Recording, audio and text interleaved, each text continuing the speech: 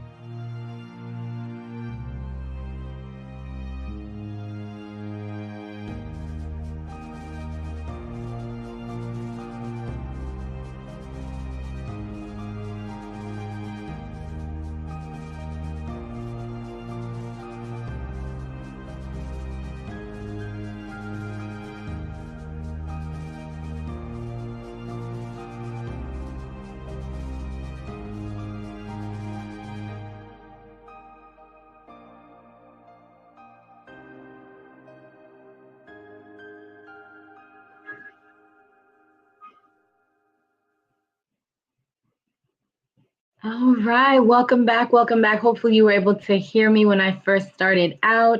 My name is LaChish Rigg, CEO of LJR Training and Coaching, educator and mental health advocate. Welcome to another episode of Black Mental Health Matters. Our topic today is cultural diversity and mental health, and I have the pleasure of speaking with Miss Terri Floyd. Miss Terri Floyd has so much going on for her. She's a behavioral scientist, public health consultant, certified mental health educator, and the list goes on. So without further ado, I'm going to bring on Miss Terri Floyd. Welcome again, my dear friend. So good to be chatting with you. How are you? I am great. How about you, LaKeish? I'm doing pretty well. I've been excited to have this time with you, as you know, for us to have this conversation about cultural diversity and mental health in the Black community. So, you know what? Let's just get to it. We had the people waiting, so let's not have them waiting any longer. So, first question how does cultural diversity within the Black community impact the way mental health is perceived and discussed? Definitely. That's a great question. Great introduction, because when you think about cultural diversity within the Black community, the topic of mental illness as well as mental health, even that conversation the combination together is often the taboo in the Black communities. And so if we can eliminate the stigma, then that's definitely a way that we can help get individuals in the Black communities the mental health care that they need. With Black community is definitely a touchy topic. The overriding belief is that you don't go to therapy or counseling. You just go to church and you don't talk about your business to anyone. Mhm. Whatever happens in the house stays in the house. It's like you just pretty much put your big girl underwear on and just keep it moving. But we live in this diverse world, and each day we interact with different people of a variety of backgrounds. And so it's better that the more that we understand the differences of how we view things, our beliefs, how we handle certain situations, that there's no shame in mental illness, and even understanding the concept of what mental health is. And mental health affects us all, whether we have a diagnosis of a mental illness or not. We are all impacted, and regardless of our culture and background. But I think it's definitely important to understand the culture diversity and have the conversations and break that stigma. It's important to just even start with the conversations and being the advocates that we can be within our community. Absolutely. As I said, I always love to have conversation with you. But yes, we all need that assistance regardless of our race. Absolutely. So our next question, what cultural factors influence how individuals from the diaspora, be it African, African American, Caribbean, Latino, the list goes on, their experiences, how do they cope with mental health challenges, depending on where we are within that spectrum?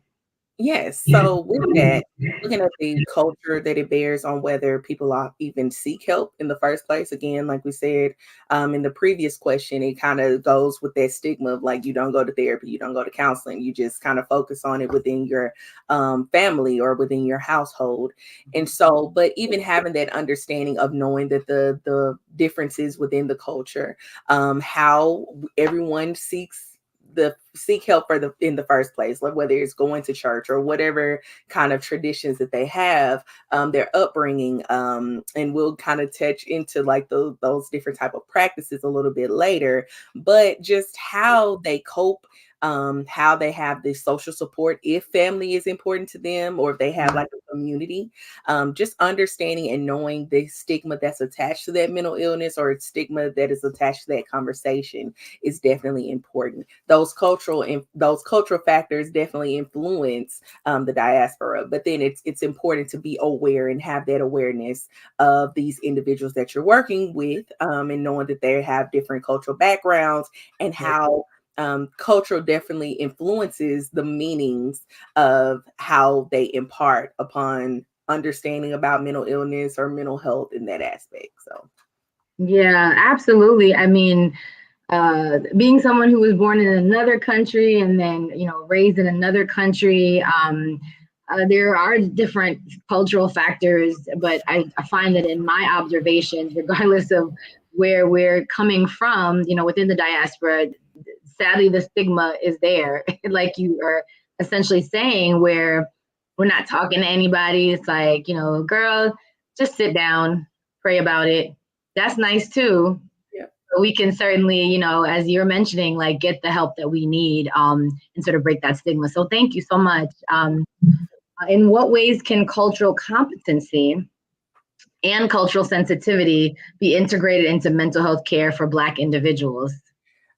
Being cultural competent is definitely important. Mhm. It's actually critical Yeah. because in some instances, in some cases, depending on the diagnosis of the individual that has mental illness, Mhm. or even not, and whatever they're dealing with, Mhm. that is very critical. It could be a matter of life and death. And I Yes. know sometimes you don't want to look at it that way, but it's important to be mindful of that, to know that that means that the provider has to be aware, have the awareness to know how to interact with their different clients and the cultures effectively, by also understanding to incorporate the unique beliefs, behaviors, and needs into their diagnosis and treatment plan. That Mhm. also plays a part. It's like once, even when individuals that are different, that have different backgrounds, different cultures, once they're diagnosed, even how they treat it also plays a part into it. So you Yeah. need to incorporate understanding kind of their cultural factors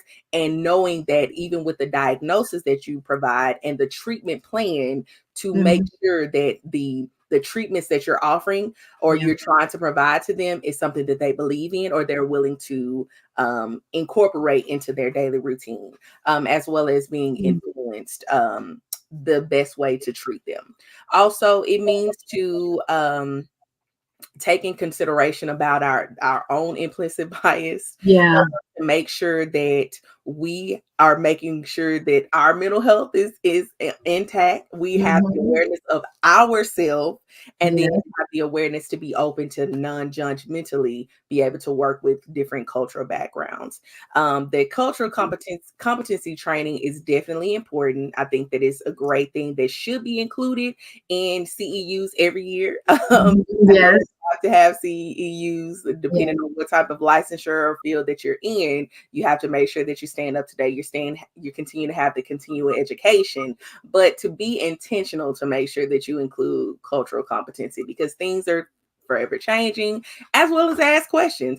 It's best to ask your clients the best way, or because the clients are the best expert to give a glimpse of themselves. They know how they feel about certain things. They know their beliefs. So even when you have the awareness of having a conversation with asking them, like, okay, well, what has worked for you in the past? What didn't work? What are you willing to try? And then that way you can collectively come together to create a treatment plan. Because at the end of the day, while being mental health professionals, it's a job to have the diagnosis and provide that treatment plan, but you still want to make sure that it's making an impact and it's effective for the individual that you're working with, and to know that they feel comfortable with the treatment that you are providing or offering to them as well. So absolutely. Oh my goodness.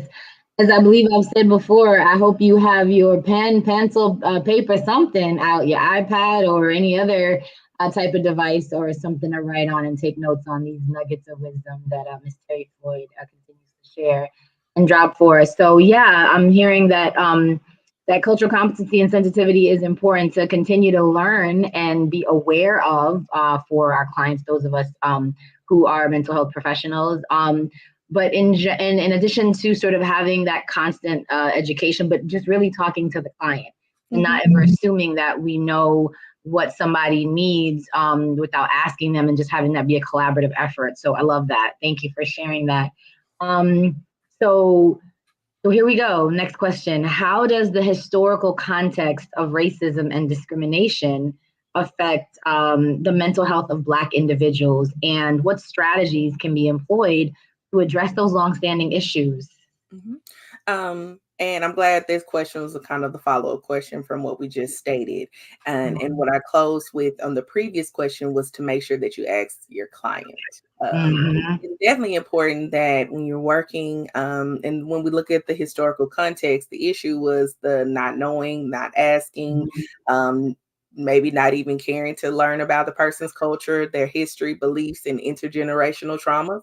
And that definitely can lead to devastating mental health consequences. Of course, we see it in history within not even just mental health issues, but just health issues as well, that includes kind of like the misunderstanding, the misdiagnosis, underdiagnosing, discrimination, that in these ultimately ineffective, misguided treatment, particularly for Black communities. The lack of cultural competency, it perpetuates structural racism in America. So it's like we have to recognize the chain of events that occurs when a person of color is misdiagnosed, unable to find or afford mental health care, or have a mental illness. So that also plays a part, because then you have, look at that, when they're left untreated for a prolonged period of time. And so then that impact a lot of other things, that's impacting their families, impacting their communities, and affecting the impact in the mental illness as well. And so with this, to kind of break that stigma, or to kind of help with the structure and the system in place, that cultural competency is definitely important. It's important for the provider to dig deeper with the goal of having cultural humility. It's important to process self-reflection as well as discovery, to build empathy and trust. A lot of times we don't have trust within the healthcare spaces. So not having that rapport, building that relationship, getting to know that, yes, you may have a list of clientele, it's still important that knowing when you're in that room, or if you're doing virtually or whatever it is, that you are making sure that you're being intentional to let them know at that time that they matter.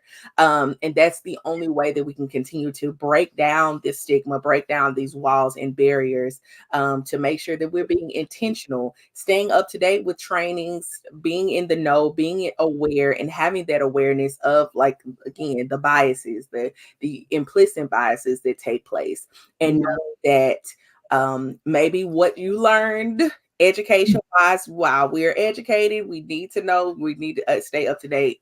Ask the questions with your clients.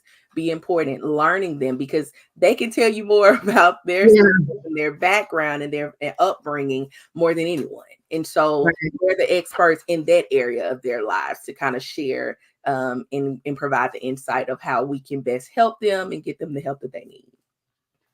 Oh my goodness, all of that. And I'm hearing so many great things. And among other great things that you shared, when you talk about trust and, the historical, context of everything that has, gone on with Black individuals, that distrust does exist, and that stigma in part comes from that, right? If, those of us that identify, as Black African origin, and this distrust that has been created, for those who are in these health professions, mental health or otherwise.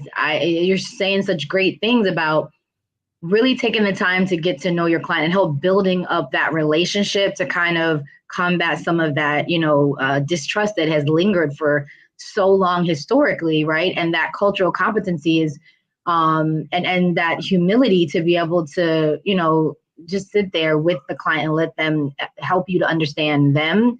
That goes a long way to kind of break down some of that stigma, because honestly, a lot of us are like, you know what, I don't want to go see nobody to help me. When have y'all helped me? Right. Y'all have never helped me, right? That's the kind of rhetoric that I'm used to hearing in my spaces, educating and listening to clients. We don't want to go get help from people who have not historically helped us, right? So it is important, I think, as professionals in these health spaces to do what you're saying, like be humble and just get to know someone, make them want to trust you to even want to get the help that we need. So thank you for that. Next question. Can you share examples of culturally specific mental health practices or traditions within the Black community that promote well-being and healing? Absolutely. Of course, we kind of mentioned a little bit of them. First, starting with the Black Communities Church, of course. Yeah. And now we're introducing, and you have more people that are sharing about therapy, going to therapy. I like to see kind of like these statements, t-shirts that are showing like I have God plus therapy, and so they can coexist and work together. That's definitely important. Prayer, of course, it's other practices that and traditions within the Black community. You have meditation practices. There's even Reiki that individuals utilize in the healing spaces as well. Some individuals use spirit guides or ancestral work. They have the tribes, or like the healing tribes and circles, doing shadow work and root work.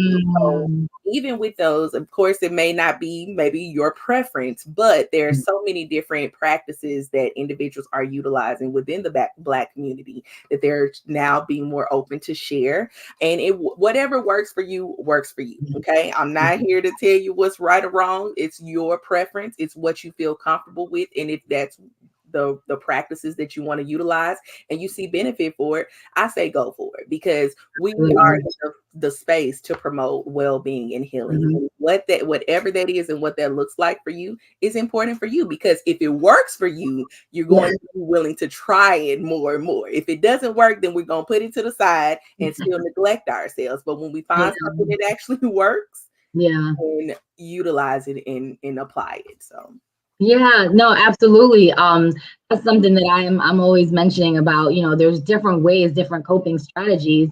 It's just finding something that works for us. So essentially, if we're doing something that doesn't work, then we're less likely to do it and care for ourselves. So find what works for you. But I really can appreciate what you shared as far as like spirituality and mental health and therapy. And it's interesting because historically, yes, us as Black individuals, our faith is like everything. So nobody's trying to hear about no talk to nobody, talk to the Lord, just go ahead and sit down, especially for those of us who are preacher's kid, PK, and I come from that kind of experience. And, and I like how you said that can coexist. I recently watched a movie, I can't remember the name of it, and there was a scene where there was someone who was a Black female therapist and pastor.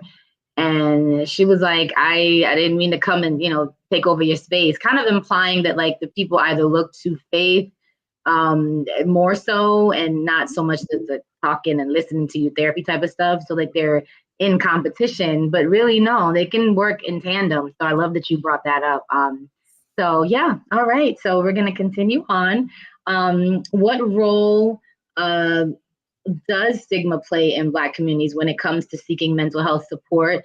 And how can we work to reduce this stigma? We've been talking about the stigma thing, and it's real. It's so real. People, or even if I mention, therapy, they'll want to just, let me listen to them, but not want to actually go see a therapist. Like there's something wrong with you. And no, you need to get help for your well-being. So what can we do to reduce that stigma? Definitely, I would still say the conversation is the most important part. Even with, like you mentioned, even with the TV shows, I'm glad now that movies, television shows, even social media, podcasts, things in that nature that are introducing more, having these discussions, having these conversations to show the importance of mental health, what mental health is, and then breaking down to show this is what mental health is, this is what mental illness is, because sometimes they want to combine it together and be like, oh, when you say mental health, they're like, I'm not this. Like, well, wait, everyone is impacted by mental health. So let's understand and have the discussion and talk about it. Just even knowing that in some communities, we think about accepting the idea that mental illnesses are health problems that require treatment. So you got some individuals like, okay, I know I need to go get this help. One of the things that I utilize, especially when I'm working within the spaces, especially faith-based spaces, is to incorporate that. Just like when you have a headache, when you don't feel well, you have a stomach ache, you have a broken bone, you have pain in your body, you go to your physician, you go to the primary care physician, you go to a doctor. And so just the same thing, just like you take medicine if you have a headache, if you're diagnosed with high blood pressure and you're on medication, you take that. So if you're doing those things to take care of yourself, why is it when it comes to the mental health aspect, we want to keep that separate? We don't want to check in and have a conversation with talking with individuals. And even if you don't feel comfortable with talking to a therapist per se, what I do appreciate now, especially in the faith-based communities and spaces, that they are introducing having counselors that are there, or even the pastors themselves are now going through training. Going through school to have that pastoral counseling. And so they understand and know that this is important, that we cannot no longer keep this separate, or and we can't keep it separated because it impacts us all. It's a mind, body, soul connection, mind, body, spirit. And so all of that goes into place, and that you can't have one without the other. If your mindset is impacted, then it's going to affect other things. Just like if your body hurting, your mindset, you're not going to be able to move around and maneuver in those particular spaces. And so with having those conversations, understanding about the beliefs, even breaking it down and educating, it's definitely important to break the stigma, but we have the awareness of knowing that the stigma is there. And so like, even with, we have the conversation, we've heard these particular things, and that's what created that stigma in the first place. We have to have the conversation to break the stigma. We know the stigma is definitely, it plays an important role, and we cannot overlook that. And so, like I stated with the conversations it took to build this stigma, conversations is going to take to break it.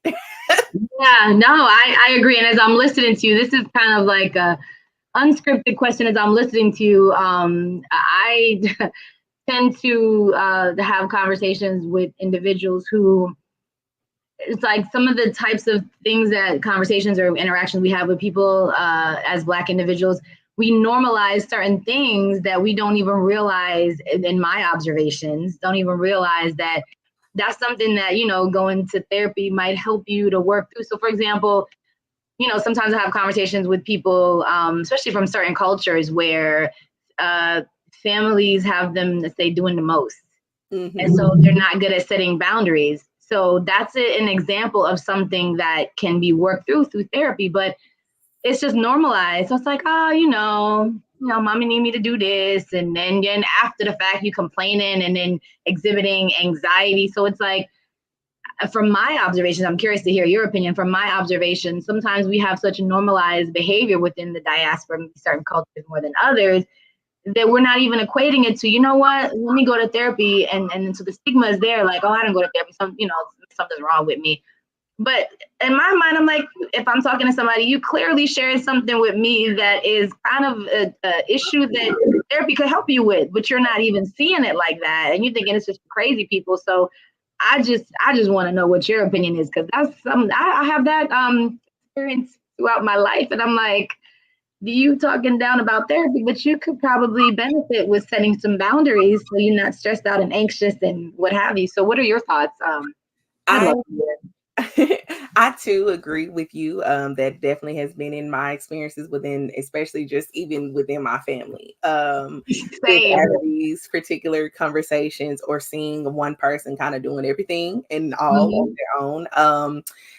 Because of me and who I am, and I definitely will voice my opinion and concern a lot of times. I will try to provide some type of input. And just instead of me just kind of like beating a dead horse or trying to tear it or continue to tear it all the way down or break them down in a sense, just have a conversation and ask them, like, okay, well, how do you feel about that?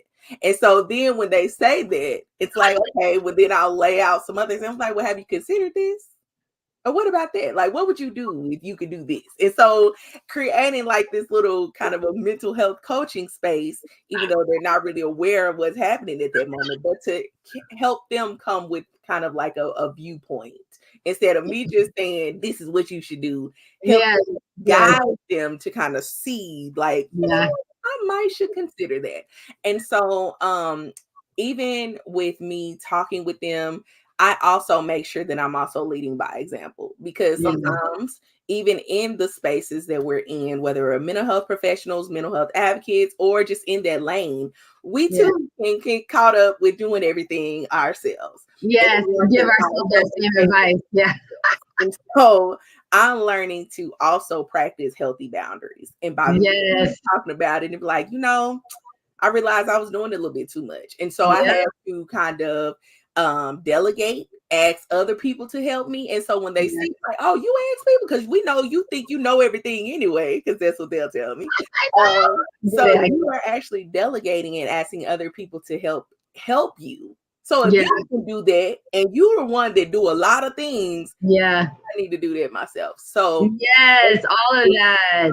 Yes. And we've had conversations of which I can totally relate, that sort of lead by example. But what you said a moment ago is so interesting, because it's like in our attempt to help break the stigma as we observe some of these conversations, we then, at least I'll speak for myself, we then kind of really give us some little free therapy, if you will, as a means to help them.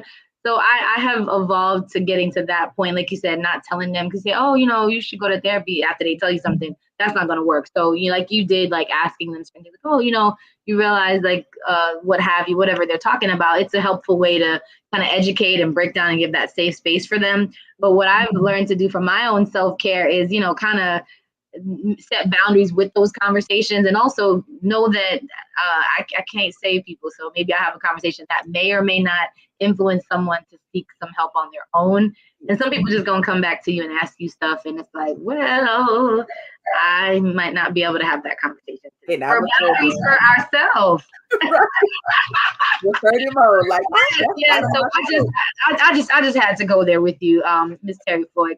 We have to take care of ourselves too. We do. As we're educating. So, all right, let me get back on script. But I like to get off script so we can give the people some real in-depth stuff that they dealing with. Because I know I'm not the only one, and you're not the only one. You're like, could be in your family trying to help people, and you're like, man, I need to go set some boundaries trying to help y'all. So I'm just saying, I like to keep it real for the people. So let's go ahead and get to the next question.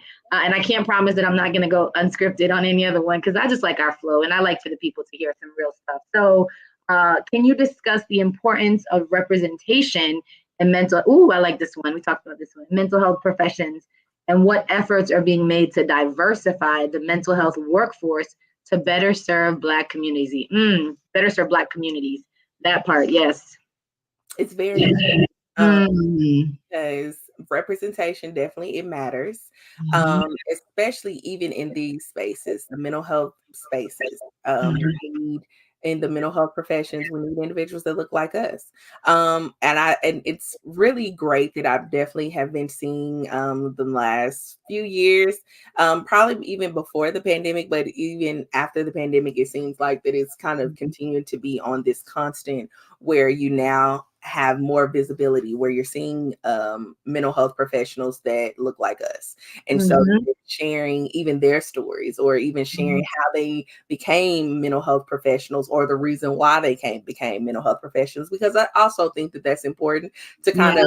of in a sense make it resonate with the individuals that look like Mhm. you, so they can see like, oh, okay, well, Yeah. so they decided to go this route because they wanted to help themselves, help their families, or even help other people that look like them.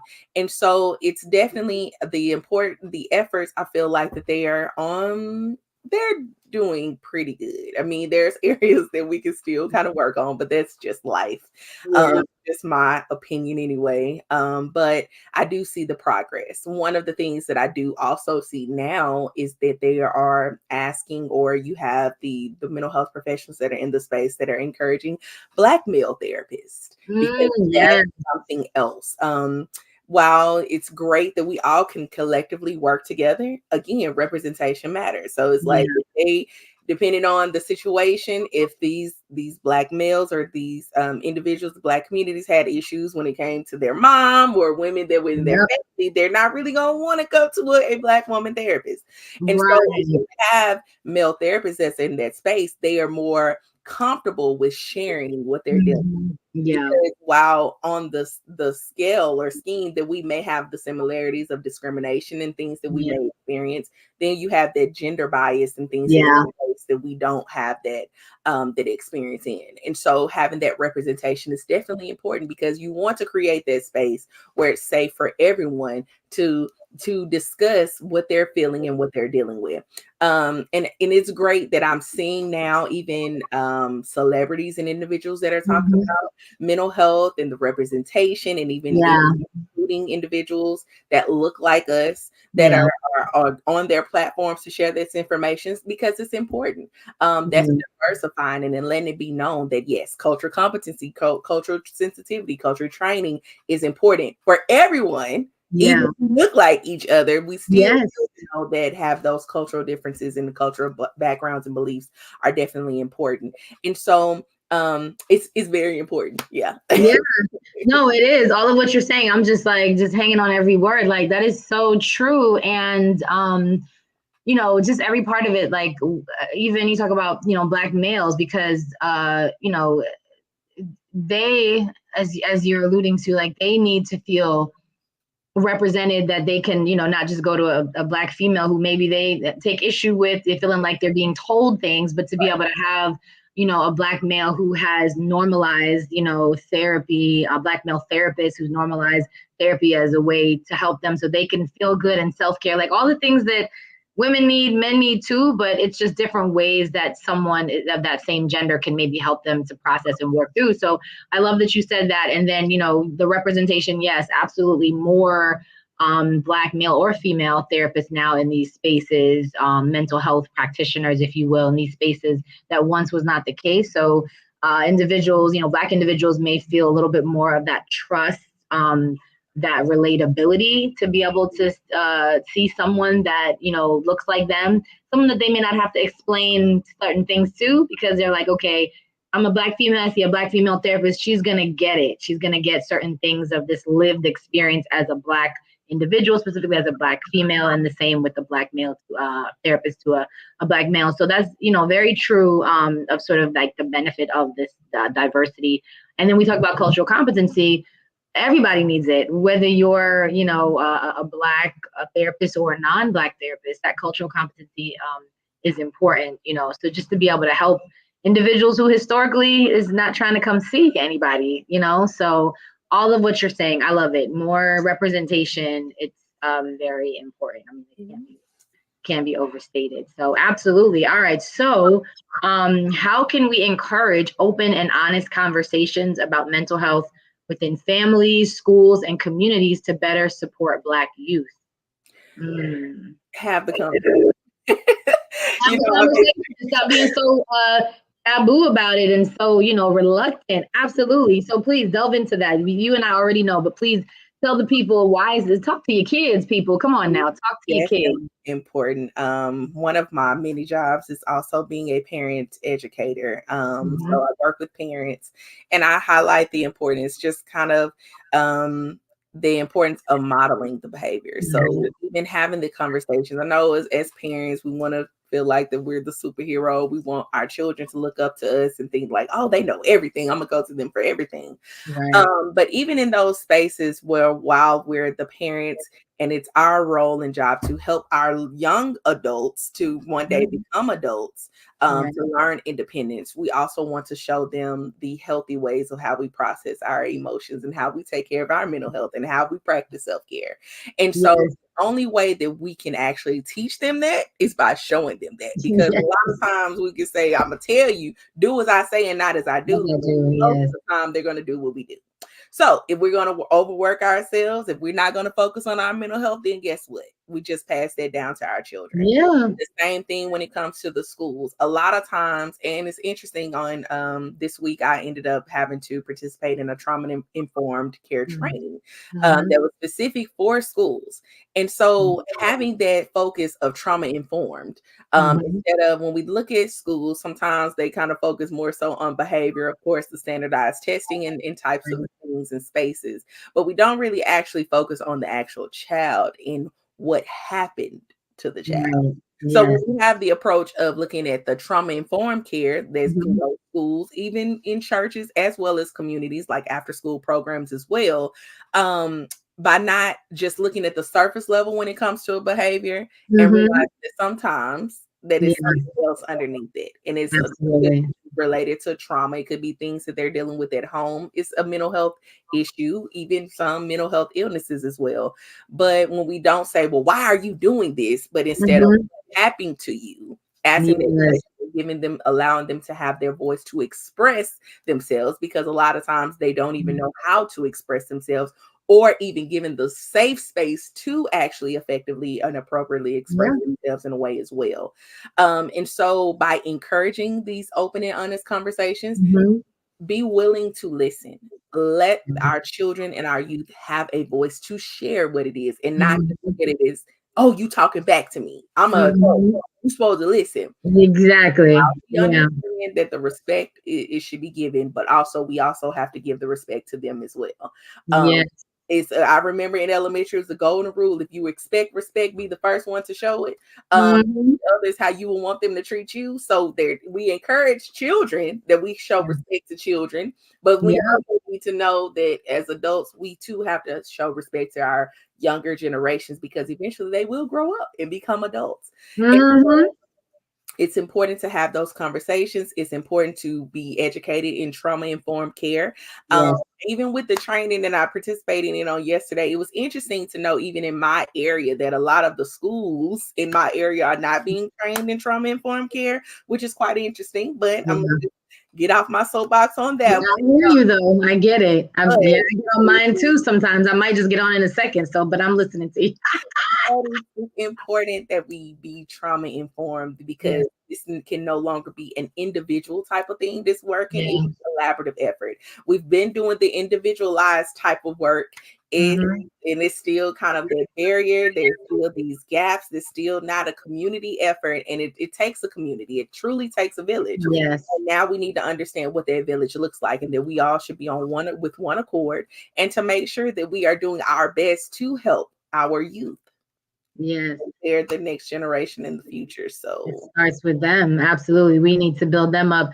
I couldn't agree with you more if I wanted to, with everything, absolutely everything that you said. Someone who has worked at institution with trauma-informed care and infused that into my teaching, that is absolutely important, and the respect thing is such a key point. And really what I like to focus on is relationship building. And if you actually care about someone, there's a saying that says people don't care what you know until they know you care. whether you're a mental health practitioner, you're a teacher, you're whatever your profession is, you just go around trying to, talk loud at people and doing what have you, then people are going to know you don't care. And then they're not going to want to give you the respect. So I absolutely believe in what you're saying as far as like taking time to get to know. You don't know what that child has gone through, before you're like saying, why should you be, why are you late, or why are you this or whatever. Just get to know the child, help them, because you're more likely to get something out of them than if you're just sort of barking at them. And there was something else you said. I was like, man, she's just dropping gems right now. But it's all great. I'm all into it. Of what you're saying. But yeah, I was gonna say, like, we have to be, these open and honest conversations are so important. I think that's what I was gonna say. Like, oftentimes, we may be kind of like don't want to talk to the kids and tell them certain things, but they need to know certain things from the adults, their parents, and what have you. We have to work together. The village is so important. Like, I'm a teacher, and I love when I have parents who reach out to me and ask me how their children are doing so that we can work together.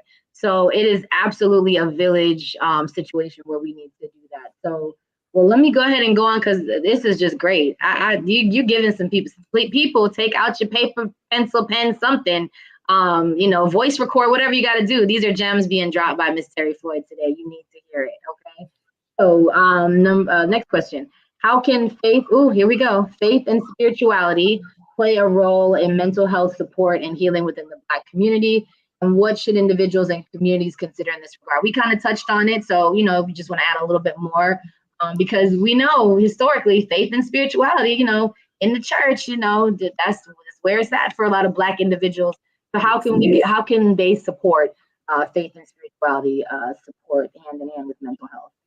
It's definitely important to kind of even look at the focus of intersection of faith and mental health. Because especially if we're looking at it on the religious background or faith and spirituality, we know faith can help us make sense of our suffering. Faith can give us strength to persevere through hardship. Faith can help us connect with community that cares. And faith leaders tend to usually be some of our most frequent first responders in mental health crisis, especially in the communities of color. It's something that we mentioned a little bit earlier is like, I've even posed this because I am a PK, preacher's kid, grew up in church. And so I posed this question with my dad and even other pastors that I know. It's like, it's interesting that a lot of times where we'll say we won't talk to a therapist or I'm not telling them in my business, but a lot of times in our communities, as soon as some issues happen, we go straight to the pastor and ask and tell him the information, and he either prays for us, and then depending on what type of pastor it is, if it feel like that this gonna give the hoop hop and the amens out in the crowd, that they may even bring up what you just talked to him in the office, and they be incorporated into his message. Now, I'm not saying that they using it as a negative way, but sometimes depending on how that can be viewed, if you went and shared that with them in confidentiality, and then they talking about it on their platform or in the pulpit, that can make you look at them of you in a different way. So when you can talk to a therapist, they have that confidentiality agreement. They cannot no information, and if they do, they could lose their license. So exactly, yes, confidentiality. So true. If you want to talk, if you need someone to talk to, I know you feel comfortable with talking to your pastors, then, but maybe consider talking to a therapist, and just well as incorporating having that counseling and therapy within the space. A couple of things that I kind of utilize within the local communities, by me providing mental health education trainings with faith-based leaders. I let them know that too, that starts with them. Just like that they are the fathers or mothers, leaders of their church, their members are going to follow you. So you have to be by example. If you talking about mental health, if you making sure that you're taking care of your mental health, your boundaries, and your self-care, having those conversations, they can see you lead, and then open to talk about it. And like, I'm gonna do that too. And so with having that training, knowing with understanding of the particular languages, the things that you should say, how you say certain things, creating that safe space for everyone that's within your community or within your congregation, because there are individuals that are dealing with mental illness and they may not feel comfortable with sharing about it. You don't know, because of course with mental illness, you can't just pick that out. You're not able to visibly see whether unless it's potentially a crisis that has went on for a length of time. But with the naked eye, you're not really just able to see it. Right. But yes. Go ahead. Yes. I was gonna say, but even with that, in one of my my mental health and faith-based leaders training, I talked about the importance of language, even when they're getting up and standing over their congregation and getting ready to have a prayer line. And sometimes we pray for individuals that are sick, whether they have high blood pressure, diabetes, high cholesterol, dealing with a heart attack, stroke. Why not incorporate mental illnesses? And when you use that language and you talk about it, that's opening space where individuals that are out there that may be struggling with it are more comfortable and know that they also found a safe space within the congregation. And so by utilizing that dialogue, you incorporating in that language and making sure that the words and the ways that we say things educate to not even with the choice of using suicide, not saying committed suicide, but saying it is important and that matters. And so by utilizing that, incorporating that, because we know within faith and spirituality, there's still kind of that strong and it's high, the high chances or opportunities where individuals within our community, we still incorporate that in our practices. And so now bringing that in, or having therapists to come in, having workshops is talking about self-care, talking about mental health, talking about protecting your boundaries and what healthy boundaries look like. And so this is a way that you can introduce and have that intersection between faith and mental health. No, I love all of that. And what you had said before, that you said now we were talking about helping the youth and parents, and now really lead by example. I'm hearing that, right? So in a partnerships, as you said, between, the faith-based organizations, churches and so forth, having those relationships with communities of like therapists and so forth to bring them in. And also when you're praying for mental health, like allowing people to have a safe space, leading by example. When you mentioned about, parents in the past, how if they're not setting boundaries, then they're going to teach their child that. So as we lead by example, be it in church spaces, be it as parents, that helps the children in our communities to see things when we lead by example. So I love that you said that. That is so important. Absolutely. Oh my. Okay. All right. So, what resources and support networks are available for individuals seeking mental health assistance in the context of cultural diversity within the Black community? The beautiful thing about the internet, there is a lot of information that's out there that's available. But of course, we have the resources of podcasts. We have Black Mental Health Matters that comes on every week to share about mental health topics. That is important to share, to know that there's resources available out there. But then when we look about the internet, we have the National Alliance on Mental Illness, or NAMI or NAMI, however you want to pronounce it, as well as the Black Emotional and Mental Health Collective, or BEAM, BEAM. We have Black Men Heal. We have the Black Mental Health Alliance. We have Black Mental Wellness. We have Boris Lawrence Henson Foundation, which is Taraji P. Henson's foundation in honor of her dad. And so she's been sharing information about the resources, and even with their website, they have access to even free counseling and therapy. That you have the Black therapists that are personal color therapists that are available on there, that and has a list about their training, their experience, what they're focusing on and what they work on. So that gets you connected as well. There's another website that's Brother You're on My Mind that also provides resources as well. You have the Melanin in Mental Health. That's another resource and website. You have Ourselves Black and Therapy for Black Girls. Then you have the different provider directories that are also housed on the National Alliance on Mental Illness, as well as Psychology Today, where you have the Association of Black Psychologists directory, inclusive therapists. If you need the LGBTQ psychotherapists of color directory, the National Queer and Trans Therapists of Color Network, Therapy for Black Men, the psychology. Well, I mentioned the Psychology Today, Directory of African American Therapists, and so those are the resources that you get access. If you need the mental health assistance, of course, you have what is it, the free suicide prevention number 988, where you can also get free resources with that as well. Also different tools. Those websites that I listed, they also have tools and resources that you can use, whether it's worksheets or just having access or information articles that's related to mental health that's geared towards people of color.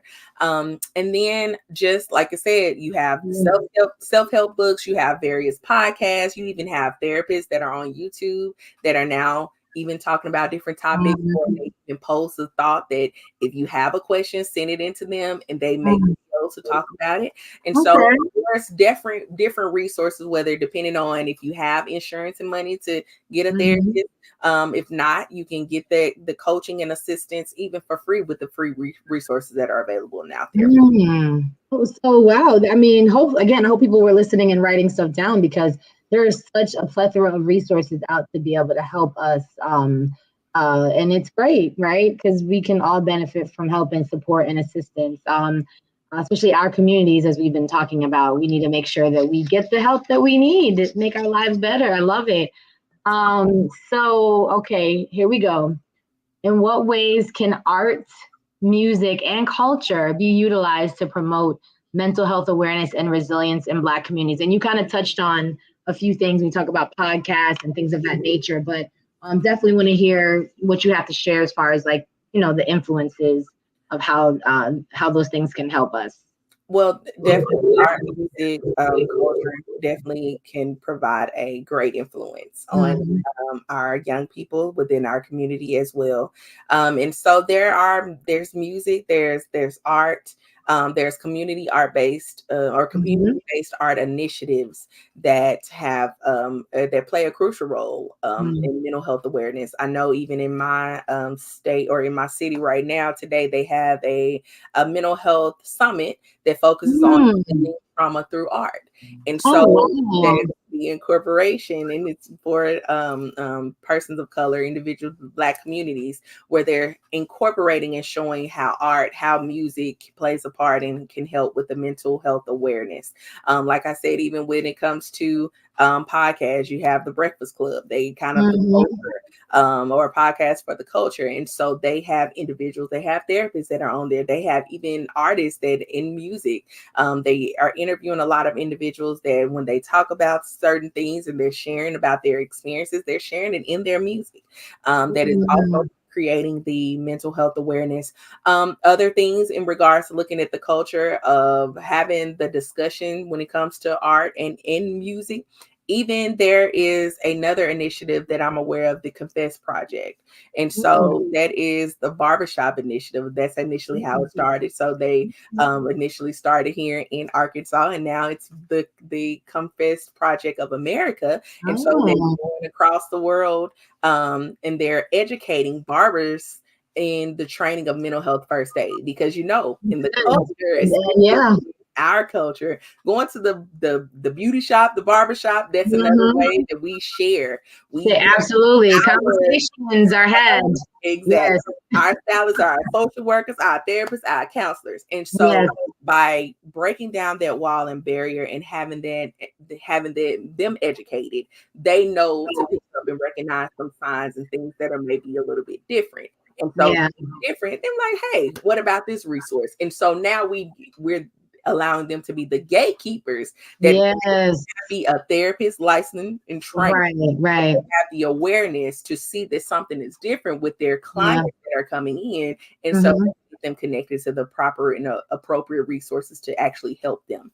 That is another crucial role. You have art workshops like therapeutic art that individuals are learning how to release their stress through mindfulness, meditation, through art, journaling, through writing poetry. That's another form of releasing and being able to share the emotions, share the stories, to express their emotions, and to find that solace in the mental health self-awareness. So it's great that we're having the conversations, Yeah. utilizing those spaces when it comes to the culture, the art, music, and talking about these different things. And even the artists and utilizing their artistry to express their emotions, which I feel like we've always been doing it anyway. You took the words right out of my mouth. Yes, exactly. Yes, we've been doing that. I think even from my era growing up, high school days, like we'd utilize, hip hop and so forth as a form of sort of like therapy, journaling, writing, and rapping.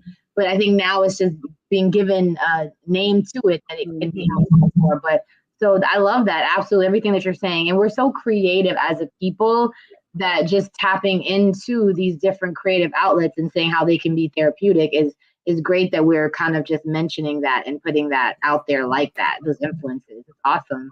Yeah, yeah. And the whole initiative, like as far as like barbershop and stuff like that, I think that's great. What I'm hearing really is like meeting people where they are. Yes. Right. So if they're gonna come there anyways and they're gonna tell all their little juicy gossip, everybody gonna know what's going on with so and so or what have you, be it the barbershop or the beauty salon. I'm thinking beauty salon more so. Both. But yeah, both, exactly. So since you're gonna talk about stuff anyways, it makes sense that the those that work, in those shops are trained to hear things so that they can then provide the resources, which people probably wouldn't go to get, outside of those spaces. But being that they're there, I think that's a great partnership and a great meeting people where they are. So that's really good to know that that's an initiative. I like that. So as we are wrapping up on time, man, whenever we're talking, I don't really want to go because I feel like I said, it's just a great conversation and people learn so much. So people, if you haven't already been taking notes, let's see what this last one question is that you can glean some knowledge, some wisdom from Ms. Terri Floyd. So here we go. Can you share some practical strategies for individuals and allies to promote positive mental health discussions and support within culturally diverse Black communities? So how can how can we help ourselves and others can help us? Education key. Yes. Again, the culturally diverse trainings is definitely important to even know that it's a collaborative effort. Again, collaboration matters. I know we're used to kind of being on our own, doing things on our own, but we're only limited and our limitations are there when we do it individually, but collectively we can work together to impact and help others as well as helping ourselves, because it's not really designed for us to just do everything alone. I mean, of course, individually there's some areas that you need to work on by yourself, but partnerships definitely matter. We were designed to be the support, to have the family, to have the friends, or to have this our circle of individuals that are around to help us. Understanding the language and using it appropriately and effectively. Again, having those conversations. That's going the conversations is where it starts. Definitely, most importantly, making sure that you're recognizing the stigmas and you to heal from it, from the stigma and trauma. Take care of yourself first. That's most important. That self-care is definitely important. Getting the help that you need. And that way you can be able and be willing to help other people or get them connected and help with the individuals that you may know of. You can even share strategies that you utilize, whether it's those spiritual practices that you incorporated into your lifestyle and to help with your mental health and your mental well-being. Working on the self-awareness, again, learning about mental health, learning about healthy ways to cope with stress and how you respond to stress. And just understanding and learning about that everyone is different, that we view things different, being open, non-judgmental, and talk about to learn about what your implicit bias is. And even if you're unaware of those, we all have them. We may not be aware of them. And so when you acknowledge those, when you put a name to it, learn about microaggressions, because that too also matters. It happens in our verbal, our non-verbal. It happens in the environmental slights, the snubs, the things that we are not aware of, and some of the things that we may be aware of. But if we want to work together, if we want to have those allies, if we want to continue to build within our community, it's definitely important to have this ongoing effort to be aware of self and Yeah. have the awareness of other people, because the only way that you can have the awareness of the different cultural backgrounds, the different cultural beliefs, is you have the awareness within your own self. And just having access to the confidential resources, the free resources, like I stated, including the 988, that's the Suicide and Crisis Lifeline number, and just having access to NAMI, the National Alliance of Mental Illnesses, and all of those resources that I shared. It's important to stay educated. And even with those websites, they have different type of classes that you can participate in and learn about when it comes to mental health, and what to look for, to recognize the sciences or the signs and whatnot. But just again, the conversation, be willing to work together, to know that we should be helpers one to another, that we're not in this alone, to talk about mental health and breaking down the stigma, and utilizing the non-stigmatizing language is definitely important. Absolutely. Look, I have nothing to add or take away to what you just said. Well spoken people, you've heard it here. Miss Terri Floyd dropping gems, talking to us on Black Mental Health Matters about cultural diversity and mental health, the Black communities, how we can help ourselves. So, Miss Terri Floyd, if you wish, is there a way that someone can reach out to you if they want to get some more knowledge? I know that you have quite a few amazing things going on for you, including you've written several books. So please let the people know where they can find you and continue to learn from you and glean all of your wisdom. Absolutely. You can find me on LinkedIn, Terri Floyd, MS, just like how my name is listed on here. You can also find my Facebook pages, the Note to Thrive Collaborative, counseling and coaching, consulting business, as well as TF Solutions Center.